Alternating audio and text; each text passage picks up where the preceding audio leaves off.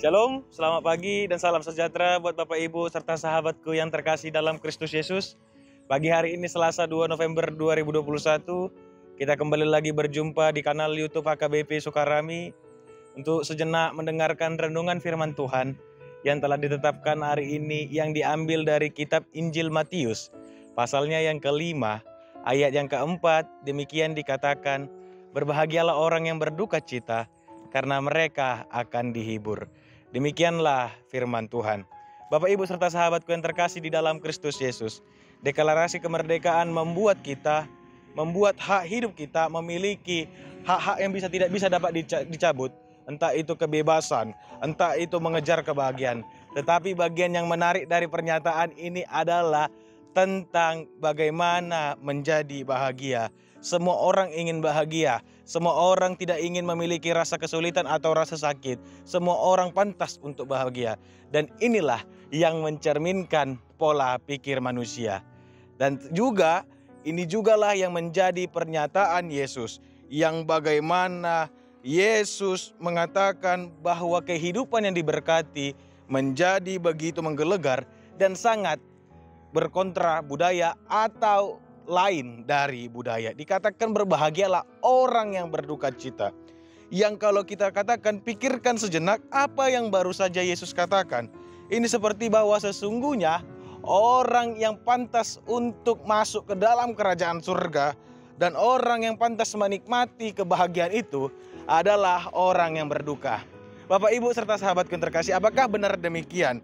Duka cita atau perkabungan apa yang sebenarnya yang diinginkan oleh Yesus supaya kita masuk ke dalam kerajaannya? Atau apakah Tuhan menginginkan hidup kita selama ini untuk hidup di dalam kesedihan sepanjang hari-hari kita? Dan jawabannya sama sekali bukan. Tuhan tidak ingin memiliki kesedihan kita di dalam hidup kita. Tetapi konsep yang ditawarkan adalah bagaimana Tuhan ingin kita berkabung, Tuhan ingin kita berduka atas segala dosa-dosa kita yang telah kita lakukan. Karena pernyataan berikut ini dikontraskan di dalam ayat 3 yang dikatakan berbahagialah orang yang miskin, yang dilaraskan dengan miskin dalam roh, yang menyelaraskan bagaimana telah mengakui keberdosa-dosaannya, telah meratapi keberdosaannya, sehingga apa? Sehingga yang dikatakan bahwa orang yang harus berkabung adalah orang yang mau berduka atas segala dosa-dosanya, orang yang tidak menganggap sepele atas segala dosa-dosanya. Tuhan mau menginginkan kita untuk menyesal, tapi tidak dengan penyesalan palsu. Tetapi Tuhan mau menginginkan kita untuk hidup dengan menyayat hati atas segala keberdosaan kita. Maka jelas firman Tuhan ini adalah suatu jenis perkabungan yang diinginkan Tuhan kepada umat yang dikasihinya, dengan harapan bahwa agar umatnya itu menyadari keberdosaan mereka dan kemudian meratapi dosa-dosa itu. Bapak, Ibu, serta sahabatku yang terkasih dalam Kristus Yesus, Tuhan tidak menginginkan kita terhadap penyesalan palsu, tetapi rasa sakitlah yang harus kita sadari atas segala dosa-dosa kita.